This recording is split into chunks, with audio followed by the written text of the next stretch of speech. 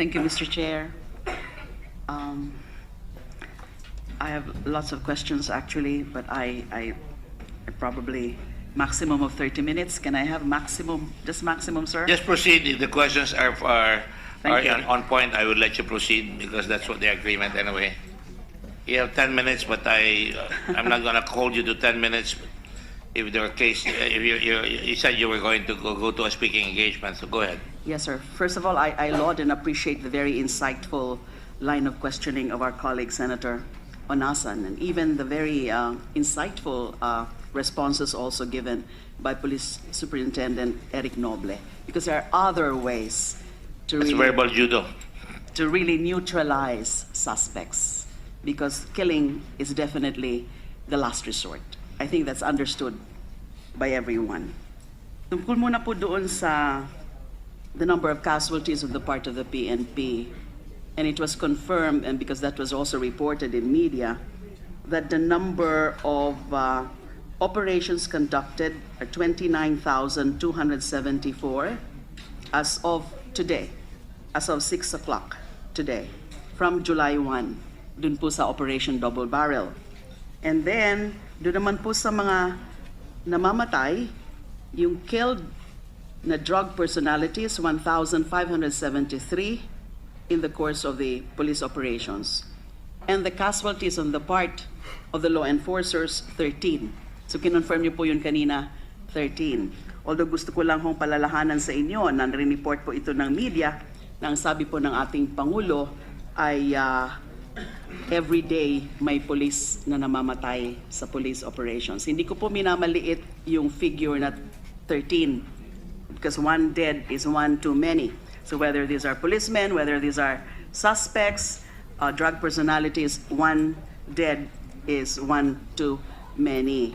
Pero kung babatayan ho natin sa mga naging pronouncement ng Pangulo, araw-araw daw po may police na mamatay dyan sa anti-drug operations. Apparently, that is not an accurate statement dahil 13 nga po yung casualties sa hanay po ninyo. Now, having said that, pansin ko po na actually may dalawa po kayong set of police operations.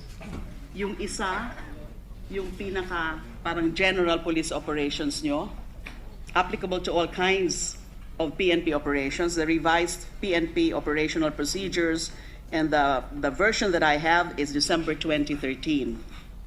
Now, meron din pong separate kayong police operations for revised PNP manual on anti-illegal drugs operations and investigation, dated September 2014. So I would assume that dito po sa mga operasyon ninyo, double barrel operation, Tokhang, ang pinaka-applicable po itong isa. Would you confirm? Anybody from the PNP can answer that. Would you confirm that? Ito po ang nag-govern dyan sa mga anti-drug operations ninyo. Di ho ba? Totoo po yun? And Please answer if that's correct. Do you agree with questions? Maybe you should shorten the question para maintindihan. Di ata naintindihan maigi. dyan ho ba sa mga ongoing no PNP personnel shall be allowed to conduct a planned anti-illegal drugs operation unless he is a member of an anti-illegal drugs unit. Is this the prevailing rule? Anybody again can answer, yes or no.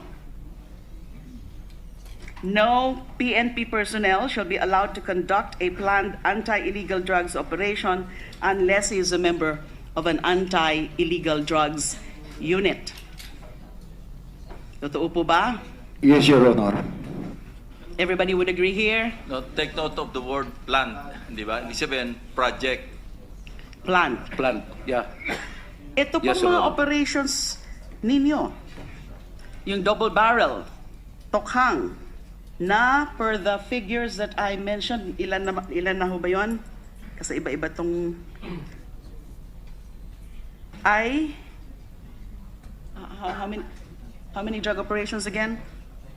20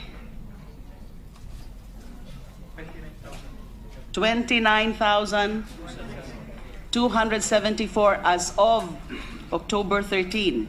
Ngayon, kanina pong umaga, 6 o'clock. As of 6 o'clock today, 29,000 plus drug operations. Lahat ho ba yan under double barrel or under tokhang? Kasi ang susunod ko po, kung lahat po yon, so lahat po ba ng mga anti-drug operations na ngayon which result in so many deaths, ang nagsasagawa ho ba niyan ay lahat anti-illegal drugs unit? Sino po pwedeng sumagot? Sa akin, ma'am, generally yes, pero may mga huli tayo sa drugs na nakukuha sa checkpoint. So, 'di ba? Parang nagche-checkpoint tapos nakita na Pag ganun ho ba, kasama ho ba yon sa double barrel o sa tokhang? pasok na Opo. sinasama na I want namin to yun, understand po, hindi ko po kabisado masyado yan. So, kasama ho ba yan? Pag mga ganung pagkakataon, for example, sa checkpoint, that still can be considered as under tokhang or double Yes. barrel. Yes, ma'am. Although Under the siguro mother naman, plan. the great majority of the 29,000 plus drug operations are actually under double barrel Yes, or tokhang. Di ho ba? Opo. So ang susunod na tanong, itong mga anti-illegal drugs unit, tama po ba yan?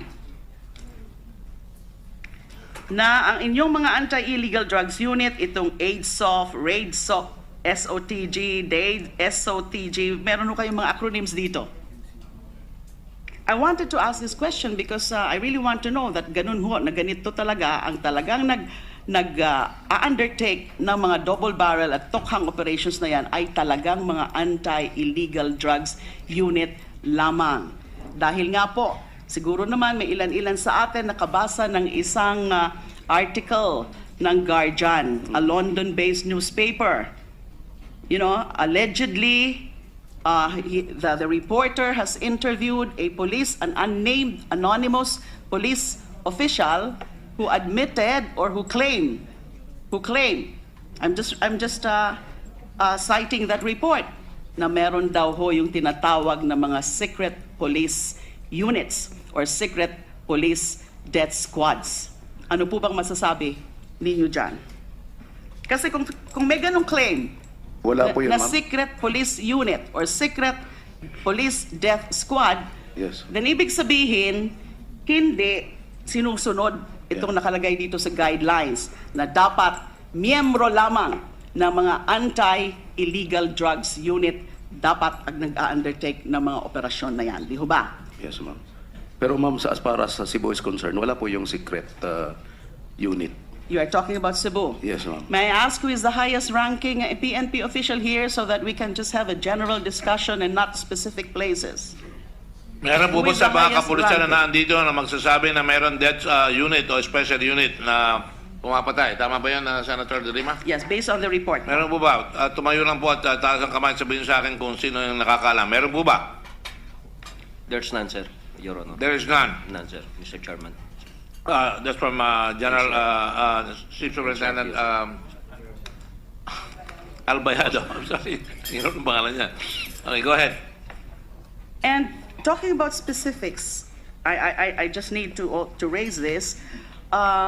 It's actually a Caloocan case. A Caloocan case. Isa po dapat o ilan ho dapat dun sa mga magte-testify sa CHR, among the CHR witnesses, ay mga magulang ng mga napatay sa isang insidente dated nung nangyari po July 30. Hindi ko po alam if the Caloocan Police has a record of the incident involving Damian and Leia Hervoso. I'm sorry. Jonathan and Jervy Hervoso. Tatlo po silang mga magkakaibigan, childhood friends. At nung July 30 daw po, midnight of July 30, nakatayo sila in front of a store waiting for another friend. 3 motorbikes carrying 2 riders each pulled up to the victims and showered them with bullets. Tatlo po sila, magkakaibigan. Ang namatay po were Jonathan and Gervais. They died on the spot, while the other one, their friend Dexter, managed to avoid some of the bullets. One rider alighted and shot Dexter a few more times before rejoining his crew. They all sped off immediately. Dexter survived and was later brought to the hospital for treatment.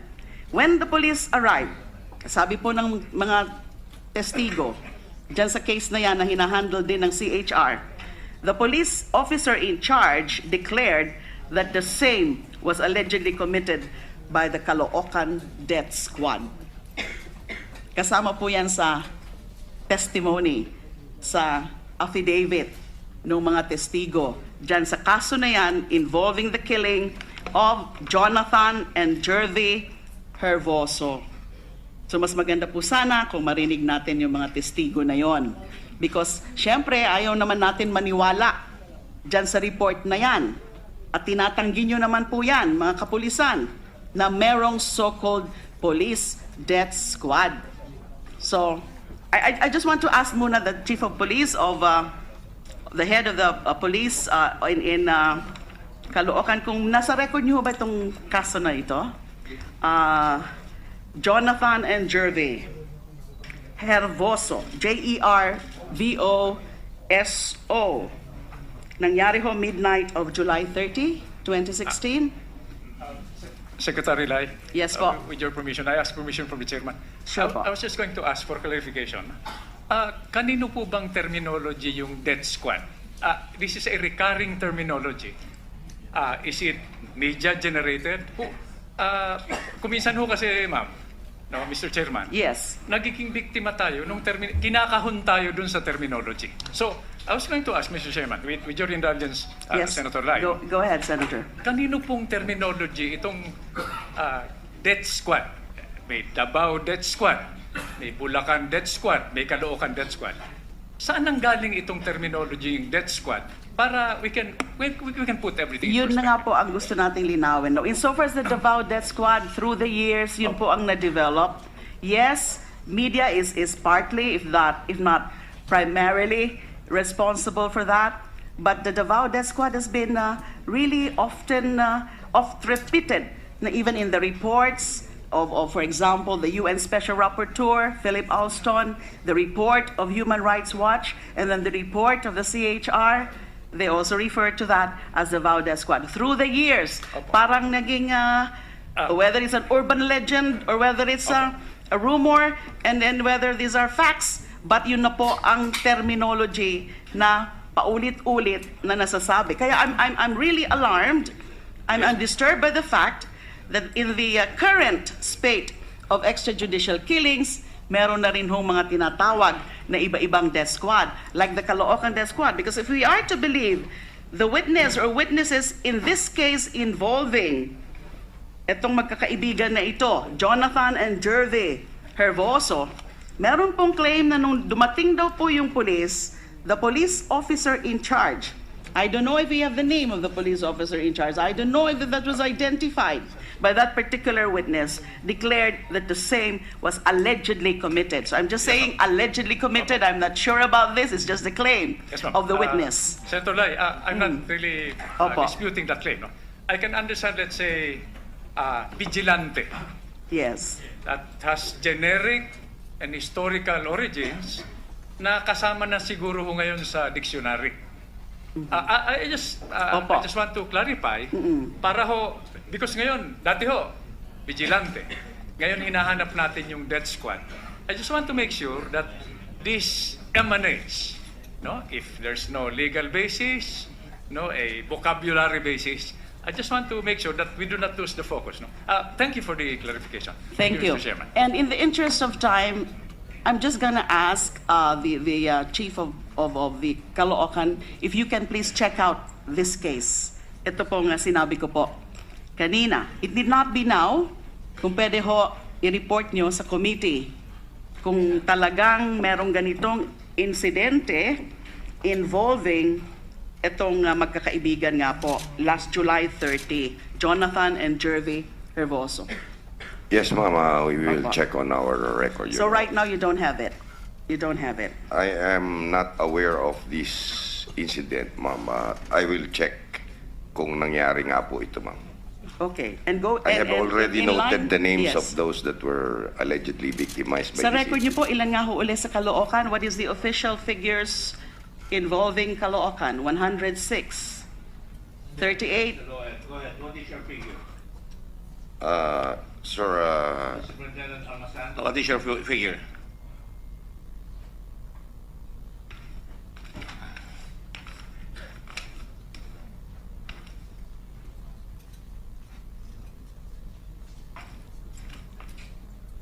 that under inquiry, sir, I have 276. 170. so mas DUI, mataas po. DUI. Mas mataas. 276, sir. 270. 6, sir. 276. 270. 276, Your Honor. 276. Ganda ng boses nyo, pero tapusin nyo lang. 276. Yes, Your Honor. Thank you. What about police operations? Sir, for the operations that Caloocan City had conducted, we had a total of 100 that resulted in the arrest of 600 plus drug No, I'm personalities. talking about police operations which resulted in the death. Yan ang kinuha namin, police operations that resulted in death. We have a total of 63, Your Honor. 63. So you can see, mataas kayo. Ito, nakalap namin. I asked Secretary de Lima to look at it. Caloocan City, ang kinalap namin 38. Sa inyo, Mas 63. Ang DUI, unidentified yan, 275. 276, I'm sorry. 276. Alright. So lumalabas talaga mas marami sa Caloocan. I wanted to ask a question later, but I'll let Senator de Lima finish her intervention. Go ahead, please. May I also confirm this? You either confirm or deny, Police Senior Superintendent Almazan, because may information din po kaming nakakalap na there are also unreported cases. Is that correct? Are there unreported cases of killings in Caloocan or in any other place? In other words, when you give us these figures, this more or less represents the totality of the instances or cases of killings in your respective areas of jurisdiction. No, ma'am. All incidents are reported, ma'am. Your Honor. Diyan ho ba sa listahan nyo ngayon, kung meron po kayong listahan, ay may kasama ho ba dyan yung napabalita na barangay chairman mismo napatay rin? 4 daw po na barangay chairman in Caloocan. And either 3 or all of the 4 are allegedly drug-related. Is that correct? I am only aware of 2 incidents, Your Honor. And which incidents were this po? With Barangay Captain Bolo, Your Honor, and I'm not so sure of the name of the other one. The other one was a result of a police operation conducted by the CIDG, Your Honor. And the Also other one anti-drugs. is death under inquiry. Also anti-drugs.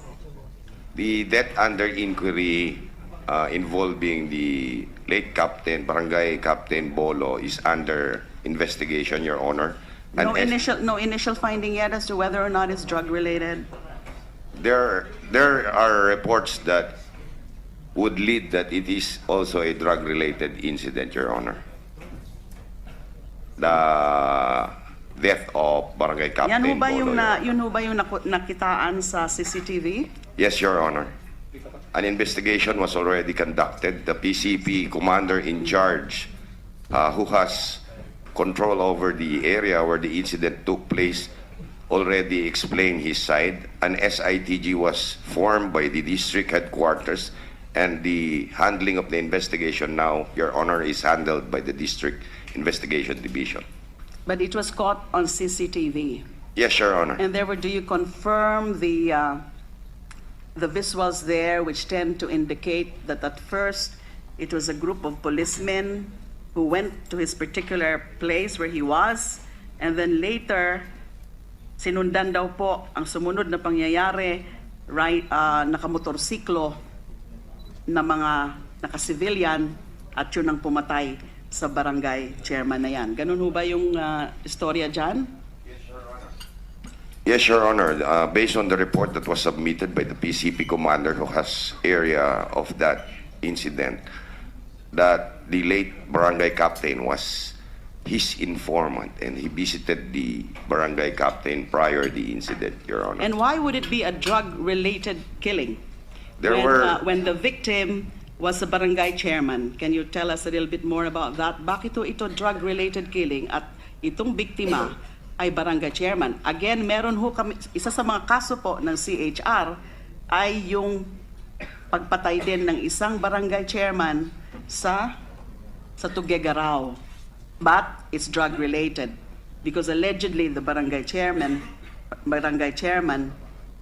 knew a lot about the police operations in Tuguegarao kasi sumasama siya sa mga operations ng mga pursuer buyer operations. So again, this is another case where a barangay chairman is involved, is the victim in Caloocan. So bakit to drug-related yon? Based on the report that I have read, Your Honor, the late barangay Captain Bolo has involvement in illegal drugs. Siya po mismo? It could be his relative. I mean, the Your Honor. allegation, Yes. the suspicion. Yes, Your Honor. He is allegedly involved in illegal drugs. Iba ho kasi yung information na nakuha ko eh. If we're talking about the same incident, the one covered by CCTV. Yes, Your Honor. Yung information po na nakuha ko, allegedly, this barangay chairman submitted a list or the so-called drug list or watch list, whatever you call it, na parang in-exclude yung mga kamag-anak niya na supposedly mga drug pushers then alleged drug pushers, alleged drug users, pero hindi daw po sinama yung mga pangalan ng mga kamag-anak, kaya parang nagalit daw po yung police o kung sino man. That was the report, Your Honor. That was the report. So what was your finding? The SITG now is handled by the district headquarters, Your Honor. So We are a the part. investigation is ongoing. Yes, Your Honor. Still ongoing. Yes, so Your you Honor. cannot make a conclusion now that it was actually that version. I cannot make a conclusion, Your Honor. But what is clear to us is that it was drug-related. Yes, Your Honor. Magkaiba lang po yung version nyo, tsaka yung version na binanggit ko po based from my own sources. Yes, Your Honor. Is that correct? Yes, Your Honor. Okay, going back to dyan pong nakita na yan, no, naka-civilian. Nakakatanggap din po kami ng mga reports na in some of these operations, ang talaga na mga pumapatay daw po ay yung mga in civilian clothes na mga naka-bonnet. I suppose if the units involved are strictly following your operational guidelines, whether it's the general PNP operational guidelines or the special guidelines for anti-illegal drug operations and investigation, hindi ho ba klaro ho sa mga manual na yan na pag may operations dapat naka-uniforme ang mga operatives? Senator, before you answer, John, Senator Lai, with Yes, your permission. go ahead, sir. I'm not lawyering for any side. There is an operational security explanation for that. But you can elaborate, ha, John? Kaya ho nagsusuot ng bonnet, itinatago yung muka. Dahil when you go against, ako po Senator Lai, gentlemen, I would rather go, when I was in a previous lifetime, no, going against criminals, no, I would rather go against fellow rebels, no, those who have an ideological basis, than go against drug lords. Pag nagsama pa yung drug lord, gambling lord, with their combined resources, they will go after you in a manner that is unimaginable po, Senator Lai. No? They will go after your dog. Yung kasambahay nyo. Your children. They will not go against you frontally. Pag nakita yung mukha mo sa TV, wearing the standard uniform at balikan ka, there is no known legal or extra-legal defense for that. Senator Lai, I offer this explanation para po we can put this in perspective because Much appreciated. there is an operational reason for that. Now, as it relates to death squads or extrajudicial killings, that's what we seek to clarify in this hearing. I just wanted to add that for the record. Salamat Yes, po. thank you for pointing that out, Senator Gringo. Because I know, and you can I think you will confirm that it's in your own operational guidelines, right? That should be in uniform in all kinds of operations. Now, are there exceptions?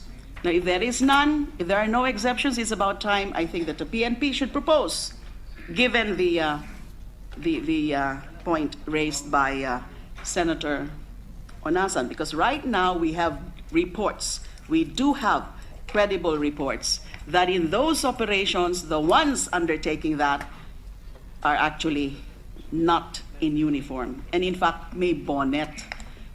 So I want to ask, is that officially sanctioned? Your Honor, The conduct of these anti-drug operations, double barrel, tokhang, and whatever else, whatever anti-drug operations, is this officially sanctioned? That the units involved, the operatives involved, are doing it not in uniform and worse, with bonnets or masks. Your Honor, the incident involving Barangay Captain Bolo, it's not an operation conducted by Caloocan Police, Your Honor. It is being investigated who committed the crime, Your Honor. So it was an operation conducted not by the Caloocan Police. Which unit, therefore, if it's not Caloocan Police? It is a death under investigation incident, Your Honor. The incident pertaining to Barangay Captain Bolo, Your Honor. Yes, the one investigating it is CIDG? No, Your Honor. An SITG was already created and the incident is still being investigated. But I was actually asking about this, not being in police uniform, because it's in the operational guidelines. No, I thought, Your Honor, you were relating it as a police operation, the incident of Captain Bolo, Your Honor. No, I'm asking now in general, because I'm not just asking about the case involving Barangay Chairman Bolo. Dahil nga po, although pareho tayo po nag-agree na anti-drug, that was a drug-related killing, or it appears to be a drug-related killing, but exactly how or why, iba po yung version nyo, iba rin po yung version na nakarating po sa akin. In any case, Your Honor, the death of Captain Bolo is being investigated. It is included in the list of death under inquiry. yes. It is not a legitimate police operation that resulted to his death. It is being investigated, Your Honor. And to answer the question, if... It was not a legitimate police No, Your Honor, operation. it's not a police operation, Your Honor. That operation which resulted in the death of Barangay It is Chairman. not an operation, Your Honor. It is a case being investigated by the Caloocan Police, Your Honor. It is a death under inquiry. The suspects are unidentified, Your Honor, and we are still trying to solve the case, Your Honor. But it's a drug-related killing. Well, a lot of incidents are drug-related because drug lords are killing their runners. Runners are killing boat runners because some Yes, there are officers also were... reports about that. Yes, Your Honor. So, the case of Barangay Captain Bolo, Your Honor, is under investigation. It is not a police operation, Your Honor. No, I'm asking, mukhang hindi po tayo nagkakaintindihan. Yung mismong insidente na nakuha pa ho sa CCTV, yung pagpatay kay Barangay That is Chairman what Bo- we are trying to investigate, Your Honor. Yes. It was not a police operation, Yes, Your Honor. even if... Excuse me, yes what? Yes, it is a police operation. Yes, no, it is not a police operation, Kasi Your Honor. mahirap yung sagot mo. The answer Even, should be no, it is not It a was police operation. perpetrated by unidentified suspects, It Your is Honor. not a police operation, should be Yes, the Your answer. Honor. Yes, thank you. because nga naka-motorcycle po. Is it? Hindi. No, Your Honor. Hindi po. Hindi ho ba, correct me if I'm wrong, kasi kwento naman lang po sa akin ito. Hindi ho ba na ascot sa CCTV ay meron munang dumating na parang mobile? Yes, Your Honor, Police because mobile. the late captain was an asset of the police officers that visited him prior the incident, Your Honor. Similar to that Tuguegarao City case that CHR is currently investigating. Senator Rai, Opo. ito, And- let me add value to the discussion. No? John, you have to be more specific. I raised this with the chairman, Senator Rai. No? Pag sinabi mong not a police operation, that is already a conclusion. Correct? Oh, now. No, I just push this point. Para you can, no, di ba? Sabi ko kay chairman, and I hope you can confirm or deny this, no? You only find out that it was or was not a police operation after an after-operation report. When you go into anti-drug operations, di ba may asset muna kayo? Yes, Your Honor. Kuminsan, di ba, for operational security, you compartment each other muna. Di ba? Dahil sensitive, kuminsan, now we are finding out that our ranks are populated by drug peddlers. Correct? Yes, Your Honor. Yun. So, my point is this, no? John, I would suggest, gentlemen, no, to give value, no, to the committee report, na pag sinabi natin it was not, that's a premature conclusion.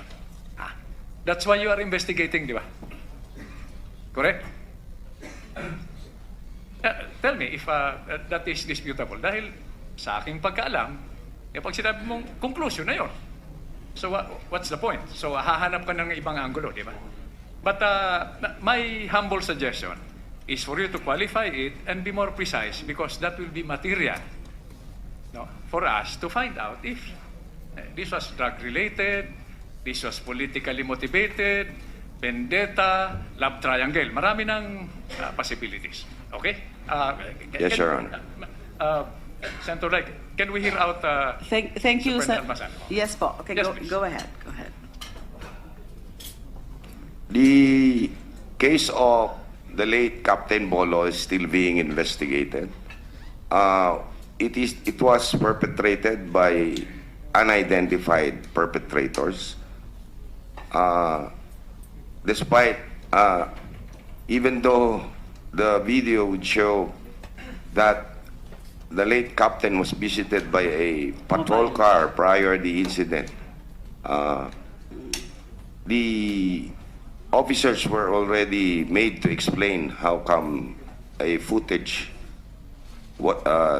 video footage was shown that they had visited, and the PCP commander admitted that the late barangay captain is his asset and was giving him information regarding drug personalities in the area, Your Honor.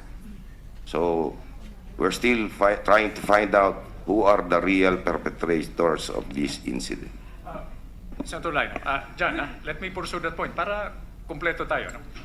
Dahil it's coming from your reports na one partial explanation for these killings under investigation is naglilinis na yung mga kasangkot, hindi ba? Yes, Your Honor. Pinuputol na nila yung mga leads para pag-imbestigan ninyo, kayong matitino, kayong mga reformist, di ba? putol na. That's one angle, hindi ba? It could be, Your Honor. That's what I'm saying. Kaya, my suggestion, no, is dahan-dahan tayo sa conclusion dahil, let me complete the picture, Senator De Lima, no, Mr. Chairman. Pagpasok ng current dispensation, hindi naman nadagdagan kagad yung sahod ninyo, di ba? Hindi naman nadagdagan yung tao ninyo. That's why we have this current budget deliberations.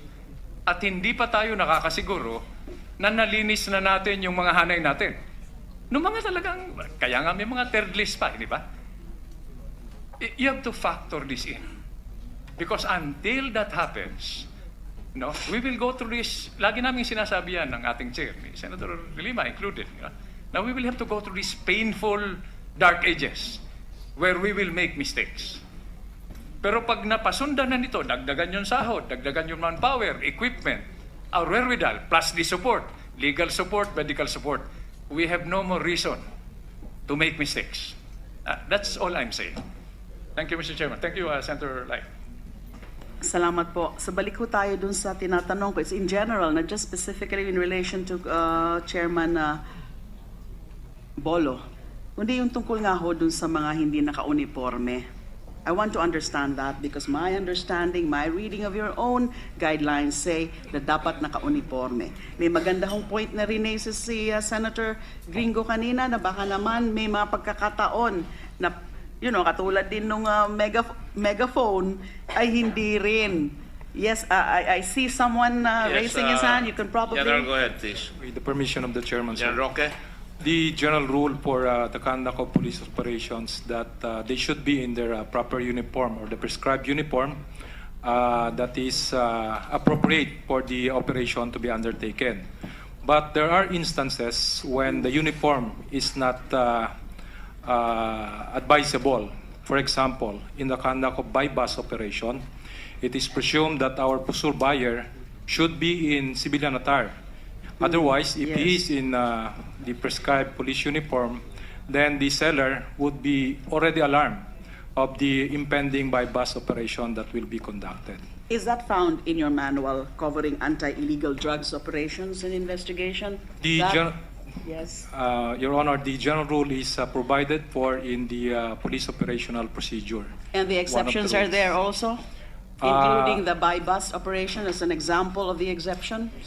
The exception is not specifically written in the police operational procedure because it is a requirement on the ground. But the provision under the police operational procedure requires that the attire should be appropriate for the kind of operation that will be undertaken.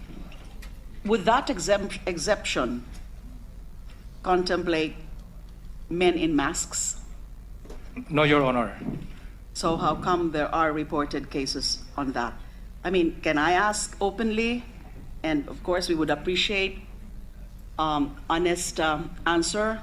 Have you heard about those cases of killings where the ones responsible allegedly are men in civilian clothes and with masks, but fully armed, heavily armed? Have you heard about those reports, about those cases? Has there been any reported cases in relation to that? Because we receive those information from various sources. So I'm sure the PNP has received similar reports. Can anyone please give us the answer? In Caloocan, Your Honor, there were reports of incidents that suspects are wearing masks, Your Honor. So there are reports. And Yes, therefore Your that Honor. is part of the investigation. Yes, Your Honor. Who exactly are these suspects with masks? Yes, Your Honor. Suspects are wearing masks, Your Honor, in the report. So I wonder how many other cases are like that. The point of the gentle lady is that there are incidents where people are being killed by men wearing masks. I think that is a matter of, public knowledge. In Mindanao, that happens, and it has been happening for the last 20 years. That's why I've been complaining about people riding in tandem and with masks. Now, if the question is leading to a proposal for in aid of legislation, I would appreciate it if there is that point. Because I want to see Yes. the point. This is not a trial of the policeman. Yes. Thank you, Mr. Chair. No, I just want to help push it along because the object, as you know, and you authored that resolution, is to find out whether in the spate of killings, recent, and rash of killing, rampant killing, as you say, there is a rhyme and reason to it that it is either, I suppose the import of that is that it is state-sponsored, in other words, hawak ng bansa, o pangalawa, merong mga death squad at napatunayan na there was an attempt to do that in the case of Matubato. But I still have to find evidence here na talagang meron death squad. Of course, mayroong mga ibang salita yan. Salvaging, death squad, yung mga yan. Alam ng tao na mayroong mga ganyan. Ang importante rito ay testigo. So, kung wala tayong makuha niyan, kahit na mamuti na ang mata natin dito, di natin tayo makakapaglabas ng kung sino ang involved. Pero pwede tayo maglagay ng mga bagay-bagay na batas na para mapigilan yung mga bagay na yan. Halimbawa, nakabonet. Bawal ka nakasakay sa motorsiklo na nakabonet. Bawal ang motorsiklong mailiit ang plaka. Dapat malaki ang plaka. Tapos, sagutin natin ng polis ito. Tatanong ko lang para matulungan ko sa Senator de Lima. Kung may tayong mga checkpoint, nag-declare tayo ng state of lawlessness nung una, binago ng state of emergency, meron tayong suporta mga checkpoint, nadadaanan ko iba, may police checkpoint, may backup pang military, paano nakakalakad dyan sa Caloocan na may bonnet at hindi natin nasasabat? Samantalang ang dami nating CCTV, meron tayong operation center, kung natapat ninyo, nakita nyo, may nakabonet, meron motorsiklo, at alam nyo, dumadaan doon, pwedeng paabangan yan. Bakit wala tayong nahuhuli? May nahuhuli na ba kayo doon sa Caloocan na nakabonet na sumasakay na sa motorsiklo? Yes, Your Honor. Meron kayo nahuli? Yes, Your Honor. Ilan? Sir, Your Honor, they are violating traffic violations, Your Honor. And obviously, They use this mask, Your ilan Honor. sila hindi lang dahil traffic, ngunit dahil baka ito ay terrorist, baka ito ay mamamatay tao, correct? Yes, Your Honor. O yun. Napakasimple. May nahuli kayo may Every dalang time baril. they would pass by our checkpoints, Your Honor, and they are wearing masks, Your Honor, we make them identify themselves properly. Dapat tanggalin yung mask, di ba? Yes, Your Honor.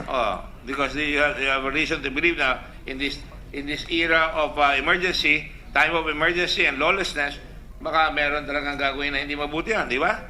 I even wear a mask when I ride my bike, Your Honor. Well, you know, sabi nga nila, if you want to change your character, change your mask. No, Your Honor, because it protects me from the pollution, Your Honor. But, you know, do you want that as a police officer? How many policemen have been killed by people wearing masks? In my... Remember the Sparrow unit of the past? Yes, Your Honor. Daming binabaril na police? Yes, Your Honor. And you're wearing a mask? I mean, I would advise you not to wear a mask when you're riding a motorcycle, especially at night. Mr. Chairman. Yes. John, you have to help us out here, no? Yes, Dahil, Your Honor. Tulungan naman natin yung ating chairman. Dahil, paggawa namin ng committee report, one point, babalikan ko lang, Mr. Chairman, Senator Lai. What is the definition of death squad? Diba? Bawat dokumento, bawat report. Definition of... Yeah. What is the definition of death squad? Yung mga pilosopo sasabihin, any squad that inflicts death is a death squad. So kasama dyan yung police. Now, on the point, Mr. Chairman, of wearing mask, let me speak for motorcyclists. No? Yung helmet, we were co-authors of the helmet law, if you remember. No? That is not designed to protect you. The helmet, no? Even with new technology, John, you know this. That is designed to make you look good inside your casket. Di ba? Pag sumalpo ka, di ba, sa 10-wheeler, ang balik agad yung leg mo. At least buo yung mukha mo. Di, maganda tingnan sa kabaho mo. Okay, now, let me go to the mask. Yung mask, protection po yun, Mr. Chairman, Senator Lai, from wind and dust. So pag may sinita kayo dyan na naka-helmet, pag hubad ng helmet, naka-mask. That's what terrorists and criminals and riding in tandem and special forces operators look like. So I guess, Mr. Chairman, the challenge is in the committee report when we make our recommendation so that pag IRR natin, malinaw at precision, walang room for doubt, walang margin for error. Just consider that dyan para magkatulungan tayo. Let me make it clear. There's nothing wrong with wearing a mask. But in these times, there's lawlessness and a state of emergency. Pag dumaan sa checkpoint, kakapaan nyo kung may baril yun. Kunin niyo yung plate number para sigurado kayo, dumaan to, nakamask ito. Pero yung sabihin, pagka may natepok na may all points bulletin, nakamotorsiklo, bumaril, nakamask, paparahin nyo lahat yung motorsiklo kaya may maskara yun o wala, di ba? Yes, Your Honor. Tama, yun lang. I think that's the thing that I'm trying to search for. How do we prevent these people from... You take a bite out of crime, ang tawag niyan. Yes, Mr. Chair, I agree. And we know that there are really motorcycle riding hitmen or motorcycle riding assassins in mask. That's why I'm so alarmed and disturbed by certain reports that in some of those operations is actually a group of heavily armed, fully armed men, not in police uniform, but in civilian clothes with masks. That's why I'm asking about that, if you have ever heard about cases like that. So if you don't have the answer now, I perfectly understand. Well, and about excuse me, Senator De Lima, no? Let me help out. Dito sa Mindoro, 2 pulis na opisyal pa, Senator Honasan, ang involved, pumatay. Now, the question is this a rogue killing like that rogue commissioner? Or is this a rogue, nakikita ko lang yung kaibigan ko doon a rogue killer na pulis, papalabas, tiniente, inspector. Yung isa chief of police pa, hepe pa. Nahuli natin yan. Abay ko ako pulis, bay inis ako eh. Tinanong ko kayo kanina are your children proud of you? Isang pulis natin pumapatay. Babae pa tayo pinatay na kapitan, no? So, ibig sabihin, meron tayong proof ngayon na may mga pulis na pumapatay na nakamotorsiklo at nakalagay pa rito, and I quote, nakalagay, Almeranes even wore a mask and a wig. Para doon sa Secretary of Justice, may wig. Kasi pinuna lang ni Secretary De Lima para makabawi naman. Hindi nakakabawi Senator De Lima, makabawi naman. Masyado tayong tense eh. Ayoko maging tense dito eh, no? So, masaya ka na. O, yan, alam mo, pag tumawa ang babae, nakaka-inlove, di ba? Ayan. So, ang sinasabi ni Senator De Lima, nakabask na, nakawig pa, riding in tandem pa. Aba, yan ang gagawin natin yan. Dapat mabilis ang aksyon ng pulis sapagkat salot sa bawat pulis na gumagawa ng kabutihan, salot sa bansa na sinasabi tayo may polisiya na pumapatay ng pulis, dapat gawan natin ang paraan yan. But that is for the courts. Yes. Ako, ang sasabihin ko, iba gagawin ko dito sa recommendation. Part of that recommendation is yung malalaking plaka ng motorsiklo, na dapat pagka nagmaskara ka, pwede kang parahin. May karapatan dahil nagtatago ka ng maka sa Paris ka, yung hijab ba yun? Hijab? Hijab. Nakita ko kasi kayo na, si General kayo naghihikab eh. Ito, hijab, no? So, ibig sabihin, doon sa Paris, may nagbabawal sa beach. Sa France, no? Nagkakaroon ng kasaguduhan. Maybe we will have to do something about that. Yun ang sinasabi ni Senator Honasan. Okay? Thank you, ma'am. Thank you, Mr. Chair. And Bawi ka na. Thank you po. I don't want to belabor the point about the ones in civilian clothes and the one in mask, but the committee would certainly appreciate it if you can submit any report in relation to that, because my standing question is whether you have received reports about situations like that. I'm not talking about the ones riding in motorcycles, but actually certain groups, which appears to be certain units not in uniform and in mask when they operate. So I'm not saying that I believe those reports, but I guess it's going to be the PNP as an institution which needs to validate or verify the truthfulness or the veracity of those reports. Now, Senator Gringo, about the death squad, my staff just reminded me that actually hindi naman po daw ito nagsimula sa atin, especially during the DDS phenomenon, but it's actually a term that evolved from years of investigation of summary executions and arbitrary taking of life as early as 1982 by the United Nations, particularly by the United Nations Special Rapporteurs on extrajudicial killings and summary executions. So hindi po nanggaling sa atin yon. Salamat po, Senator Lai, for the continuing education. Thank you. I was just educated now. Doon po sa Tokhang, sandali na lang po ito kasi late na po ako sa aking speaking engagement. Papalala na nakita kanina pa dahil baka malate ka doon sa speaking engagement mo. Opo. Salamat po. Sayang po itong pagkakataon nito tungkol din ho sa Tokhang. Kasi wala pa ho akong narinig in the course of the previous hearings about somebody clarifying whether the Operation Tokhang is something on paper. Meron ho ba guidelines? Meron ho bang COPLAN? Gusto ko kasing maintindihan exactly yung operations. Can the yes, General? With the permission of the chair. Yes. Your Honor, the PNP has a command memorandum circular. The general topic is the Oplan double barrel. Under this command memorandum circular are the conduct of operations. Have you submitted a copy of that? Because I asked the committee secretary earlier. Is there? Okay, so the committee secretariat is not yet in possession We of a can copy submit that, Your Honor. of that document. Please subject that. And I will have very quickly, successive questions. How do you know who should be subjected to Tokhang? How do you know who should be subjected to Tokhang based on those guidelines that you mentioned?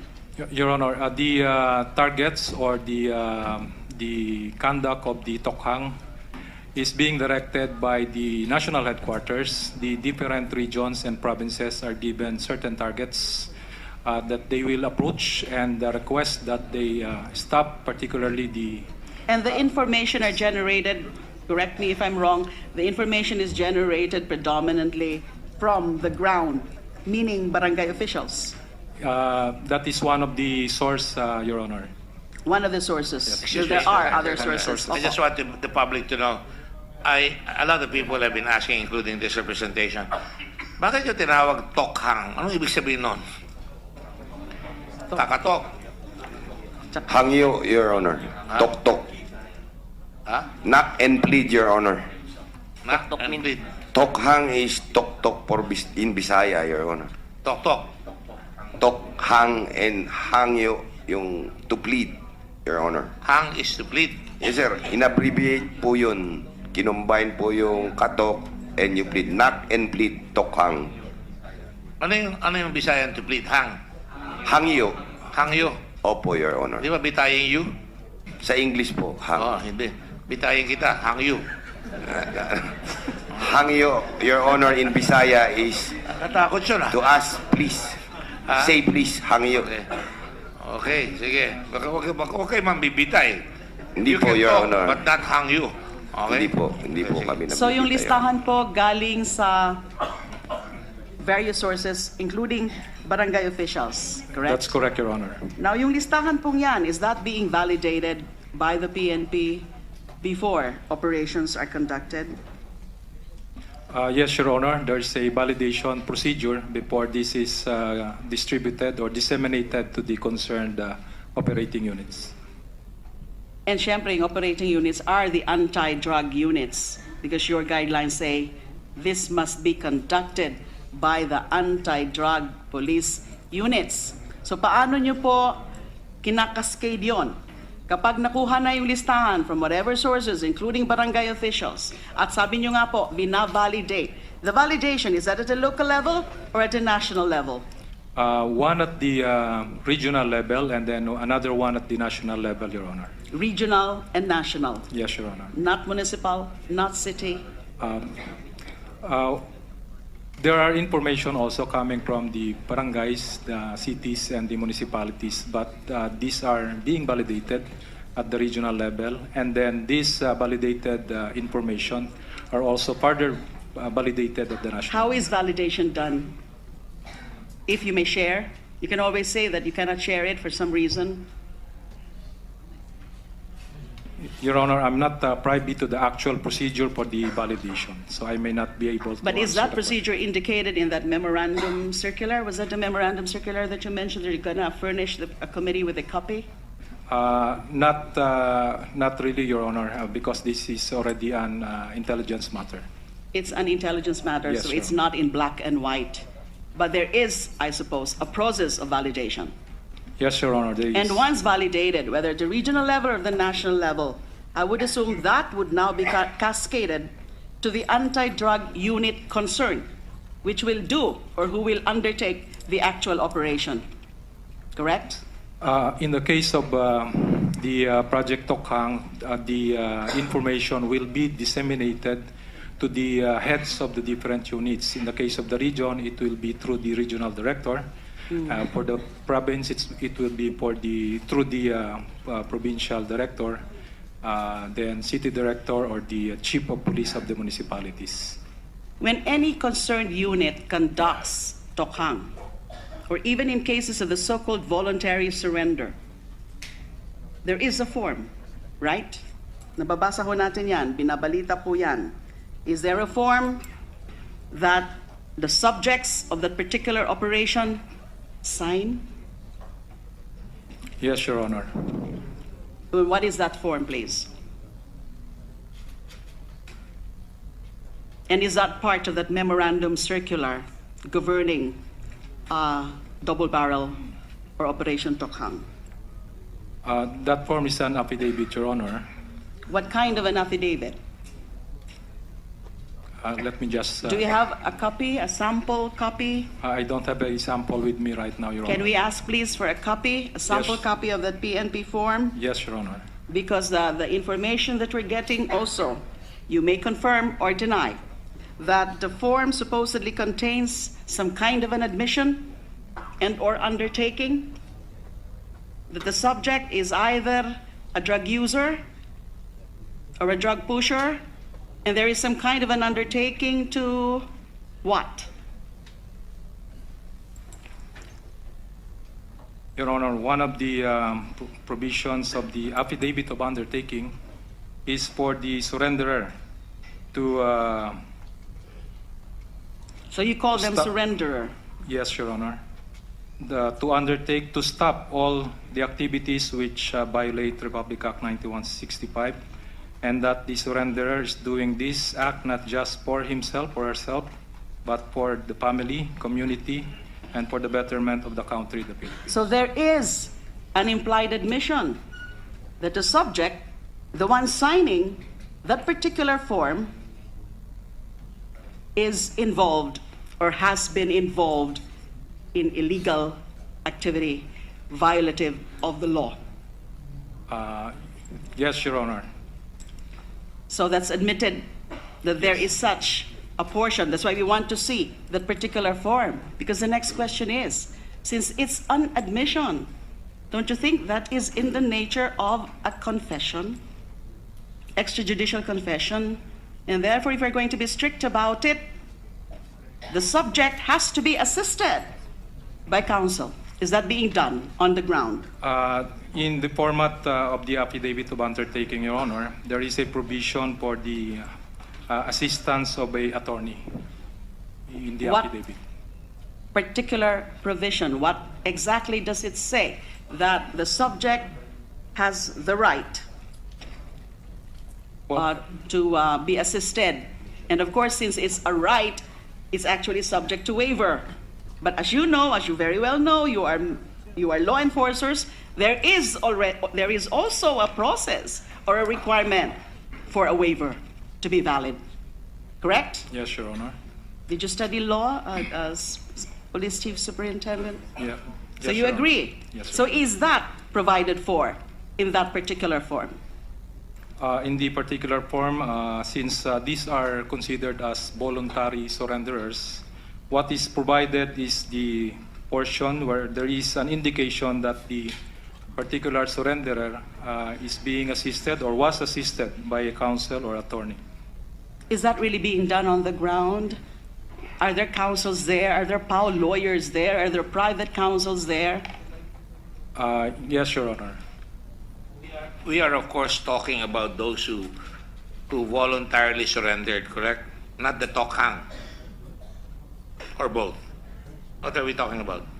This is for the voluntary surrenderer, Your Honor. Voluntary surrender. Because there may be really, and I agree with the Senator, that there may be an admission against interest or a confession without aid of counsel, which would lead to all kinds of legal complications, constitutional complications. So, but although that is not within the ambit of the investigation, that is something that I think the police should consider right away. Yes. Yes, And Your the next point in respect to that is, what if the subject or the subjects concerned refuse to sign the form admitting or acknowledging that they are drug pushers, drug users? So what is the effect of that? Are they now going to be considered as high-value targets?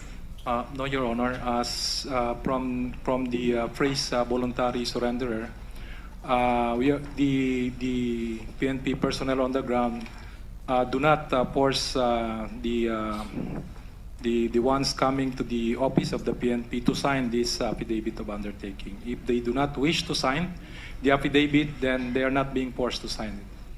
In any case, we do want to see a sample copy of that particular form for our Senator Wright, perusal. We would submit, Your Honor. Yes. Mr. Chair,